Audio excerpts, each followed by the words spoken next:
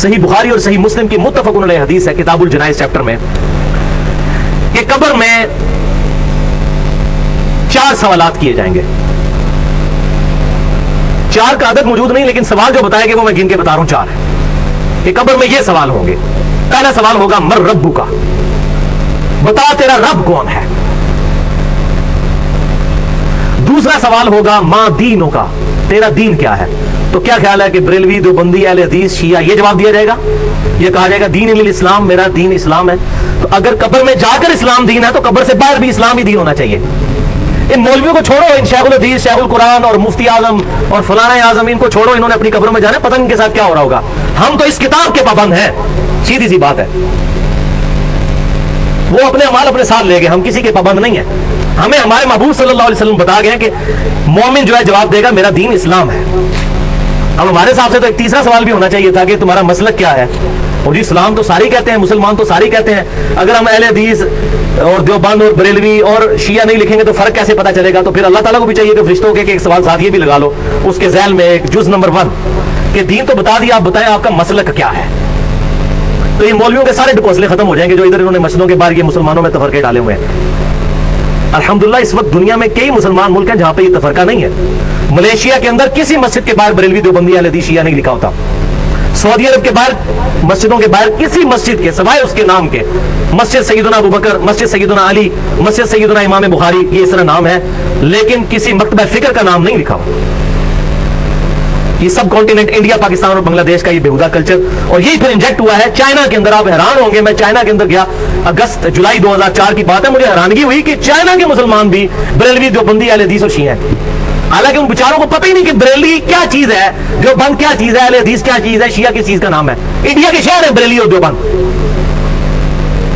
تو اس سے مجھے اندازہ ہوا کہ جتنی بیماری انڈیا پاکستان کے اندر ہے یہ پھر ایکسپورٹ ہو جاتی ہے دنیا کے باقی مسلمان ملکوں کے اندر.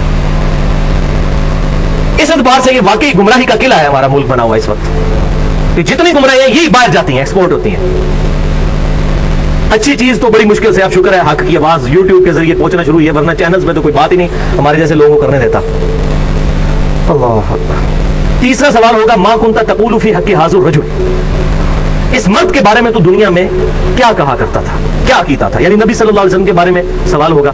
ترمذی کے الفاظ ہیں من نبیوں کا، تیرا نبی کون ہے. تو دونوں سوال ٹھیک ہیں. اس میں جو کہتے ہیں کہ قبر میں نبی صلی اللہ علیہ وسلم آ جائیں گے، ایسی بات نہیں ہے، کیونکہ مسند امام احمد میں ایک حدیث موجود ہے. وہ شخص میں پوچھے گا کہ آپ کس مرد کے بارے میں مجھ سے پوچھ رہے ہیں. تو فرشتہ کہے گا الذی بعث فیکم، اس شخص کے بارے میں جس کو اللہ نے تم میں نبی بنا کر مبعوث کیا تھا. پھر کہے گا مومن ہوا محمد رسول اللہ، وہ تو اللہ کے رسول محمد تھے صلی اللہ علیہ وسلم. اس میں جتنی وہ چیما گوئیاں ہوتی ہیں وہ میں نے مسئلہ نمبر 7 کے نام سے حاضر و ناظر سے متعلق فرقہ وارانہ نظریات کا تحقیقی جائزہ، اس میں میں نے ڈیٹیل کے ساتھ اس چیز کو ایڈریس کیا. آج محل نہیں ہے، جس کو شوق ہو وہ دیکھ سکتا ہے. تیسرا سوال ہوگا کہ اس شخص کے بارے میں تو کیا کہا کرتا تھا، یا یہ سوال ہوگا کہ تیرا نبی کون ہے. اب ان 3 سوالوں کے بعد ایک چوتھا سوال ہے. جو مومن ہوگا، بخاری اور مسلم کے الفاظ ہیں کہ وہ تینوں سوالوں کے جواب دے دے گا کہ میرا رب اللہ ہے، میرا دین اسلام ہے، اور محمد صلی اللہ علیہ وسلم میرے پیغمبر ہیں. اس کے بعد جب وہ جواب دے لے گا تو جو مومن ہوگا اس کے بارے میں مسند امام احمد میں انٹرنیشنل نمبر کے مطابق 18733 نمبر، اور سنن ابی داؤد کے اندر 3212 اور 4753، یہ 2 حدیث ہیں سنن ابی داؤد میں. الفاظ آگے چلتے ہیں کہ جب وہ جواب دے لے گا تو فرشتے پھر اس سے سوال پوچھیں گے کہ تجھے کیسے معلوم ہوئے ان سوالات کے جواب.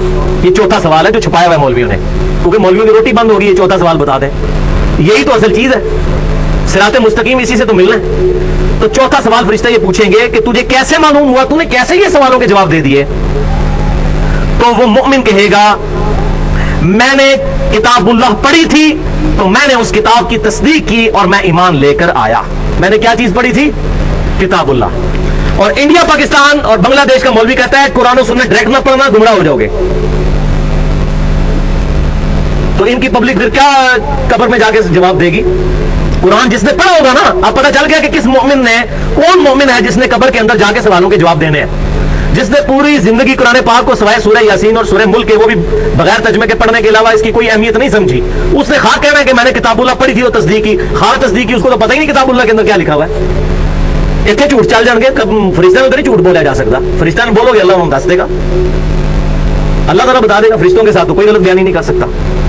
اور بخاری اور مسلم کے الفاظ اسی حدیث میں ہے کہ آپ صلی اللہ علیہ وسلم نے اس کے بعد سورہ ابراہیم جو سورت نمبر ہے 14, اس کی آپ صلی اللہ علیہ وسلم نے آیت نمبر 27 جو ہے وہ تلاوت فرمائی. اس کے بعد بخاری اور مسلم کے الفاظ ہیں. آپ کے قرآن پاک میں 260 نمبر پیج پہ پہلی آیت ہی یہی ہے. 260 نمبر پیج پہ یثبت اللہ الذین آمنوا بالقول الثابت, اللہ تعالیٰ ثابت قدم کر دیتا ہے ایمان والوں کو اس صحیح قول کے اوپر. صحیح قول کون سا؟ کہ میرا رب اللہ ہے, میرا دین اسلام ہے, اور میرے پروفٹ آپ صلی اللہ علیہ وسلم ہے. فی الحیات دنیا, اس دنیا کی زندگی میں بھی, وفی الآخرہ, اور آخرت کی زندگی میں بھی. اور آخرت کی پہلی منزل قبر ہے. صحیح مسلم کی حدیث ہے, جو مر گیا اس کی آخرت شروع ہوگی. وَيُضِلُّ اللَّهُ الظَّالِمِينَ, اور اللہ تعالیٰ ظالموں کو گمراہ کر دیتا ہے. ظالم کون ہے؟ جو کتاب نہیں پڑھتے. وہ آگے آ جائے گا. ابھی تو منافق نے جو جواب دینے ہیں, اور اس کے جواب میں چوتھا سوال جو فرشتے کریں گے وہ آگے میں بتاتا ہوں. تو گمراہ کر دیتا ہے اللہ تعالیٰ ان ظالموں کو. خود نہیں گمراہ کرتا, انہوں نے گمراہی خریدی ہے. وَيَفْعَلُ اللَّهُ مَا يَشَاءُ, اور اللہ تعالیٰ جو چاہتا ہے کرتا ہے. اللہ تعالیٰ کوئی روک نہیں سکتا, زبردستی تو اس نے ہدایت نہیں دینی ہے. ہاں جو چاہتا ہے گمراہی اس کو دے گا, اور جو ہدایت چاہے گا وَالَّذِينَ جَاهَدُوا فِينَا لَنَهْدِيَنَّهُمْ سُبُلَنَا, سورہ العنکبوت کی آخری آیت ہے. جو لوگ ہماری راہ میں کوشش کریں گے ہم ان کے لیے اپنی راہیں کھول دیں گے. تو آپ صلی اللہ علیہ وسلم کے بخاری اور مسلم میں الفاظ ہیں. آپ نے سورہ ابراہیم کی آیت نمبر 27 تلاوت فرمائی اور کہا کہ یہ پڑھ کے دیکھ لو قرآن پاک میں کہ اللہ تعالیٰ ایمان والوں کو دنیا میں بھی قول ثابت کے اوپر قائم رکھتا ہے, اور آخرت یعنی قبر میں بھی, اور قیامت کے دن بھی. اور وہ قول ثابت کیا ہے؟ میرا رب اللہ ہے, میرا دین اسلام ہے, اور میرے پروفٹ محمد رسول اللہ امام کائنات صلی اللہ علیہ وسلم ہے. ہاں جی, اب آ رہی ہے جناب منافق کے ساتھ کیا ہوگا. پہلا سوال پوچھا جائے گا من ربو کا, تیرا رب کون؟ وہ کہے گا ہائی ہاتا لا ادری لا ادری, ہائے افسوس مجھے کچھ پتا نہیں, مجھے کچھ پتا نہیں. وَلِعَوْذُ بِاللَّهِ تعالیٰ. آپ ذرا حسرت کا اندازہ لگائیں اس وقت جب انسان پر ہوگی. یہ نہ سمجھیے گا کہ یہ جو دنیا میں کلمے پڑھتے رہتے ہیں تو آخرت میں بھی کلمہ پڑھ لیں گے. اس طرح نہیں ہوگا, اتنا سوکھا کام نہیں ہے. وہ تو حدیث میں بتا چکا صحیح بخاری سے شروع میں کہ جس نے میری اطاعت کی وہ جنت میں جائے گا, اور جس نے میری نافرمانی کی اس نے میرا انکار کر دیا. انکار کرنے والے, جس نے دنیا میں رسول اللہ کی ماننے سے انکار کر دیا صلی اللہ علیہ وسلم, قبر میں کیسے رسول اللہ کو مان لے گا وہ؟ اللہ اکبر. منافق سے دوسرا سوال ہوگا, وہ کہے گا مجھے نہیں پتا. تیسرا سوال ہوگا, مجھے کہے گا مجھے نہیں پتا. اللہ اکبر. پھر چوتھا سوال اس سے ہوگا, وہ تجھے سوالوں کے جواب کیوں نہیں آ رہے؟ فرشتے پوچھیں گے. یہ چوتھا سوال منافق سے, یا وہ جو گنہگار شخص ہے اس سے. تو اب آگے سے سنیں وہ کیا کہے گا. میرا خیال ہے اکثریت اللہ معافی دے شاید پاکستانیوں کی اسی جواب پر ہوگی. وہ کہے گا میں وہی کہتا تھا جو لوگ کہتے تھے, سن سنا کے سنی. اسی تو شروع تو یہ کر رہے ہیں, ہم تو شروع سے یہی کر رہے ہیں. میں وہی کہتا تھا جو لوگ کہتے تھے. یہ الفاظ بخاری اور مسلم دونوں میں موجود ہیں, اور میں انٹرنیشنل نمبر بھی بخاری کا بتا دوں 1374 کتاب الجنائز میں بخاری کے الفاظ ہیں. وہ کہے گا میں وہی کہتا تھا جو لوگ کہتے تھے چوتھے سوال کے جواب میں. اللہ اکبر. وَلِعَوْذُ بِاللَّهِ تعالیٰ. اب یہاں پر بات ختم نہیں ہوئی, اس لیے میں کہتا ہوں پڑھ پڑھا کے سننی بنے, سن سنا کے سننی نہیں, سن سنا کے سننی ہو جائیں گے. فرشتے پھر اس کو ڈانٹتے ہوئے کہیں گے تم نے خود پڑھ کر حق حاصل کرنے کی کوشش کیوں نہیں کی. یہ بھی اسی بخاری 1374 میں الفاظ ہے. تم نے خود پڑھ کر حق حاصل کرنے کی کوشش کیوں نہیں کی. آگے پھر میں حق بجانا ہوں نا, کہ پھر وہ آگے اس کو کہنا چاہیے. وہ قیامت والے دن تو کہے گا, وہ امام الانبیاء کی دعوت قرآن والے میں بھی ہے, اے اللہ ہمارے بزرگوں کو دگنا عذاب دے کہ ان کی وجہ سے ہم گمراہ ہوئے. تو پھر وہ کہے گا نا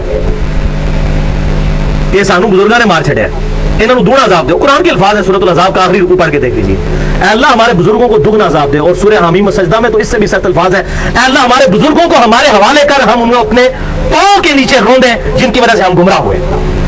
اور اس میں نے پورا 2 گھنٹے کا لیکچر دے دیا ہے, بالکل ننگا لیکچر, بزرگوں کی اندھا دھند پیروی کا انجام اور اس کا علاج, مسئلہ نمبر 71A کے نام سے. اس میں میں نے ساری آیات بتائی ہیں کہ قرآن پاک میں آخرت کی ناکامی کی سب سے بڑی وجہ بغیر تحقیق کے بزرگوں کو فالو کرنا ہے. اپنے اپنے ایک قادیانی اگر قادیانی بزرگوں سے ہی مسئلے پوچھے گا اس کو ختم نبوت کہاں سے سمجھ آئے گی.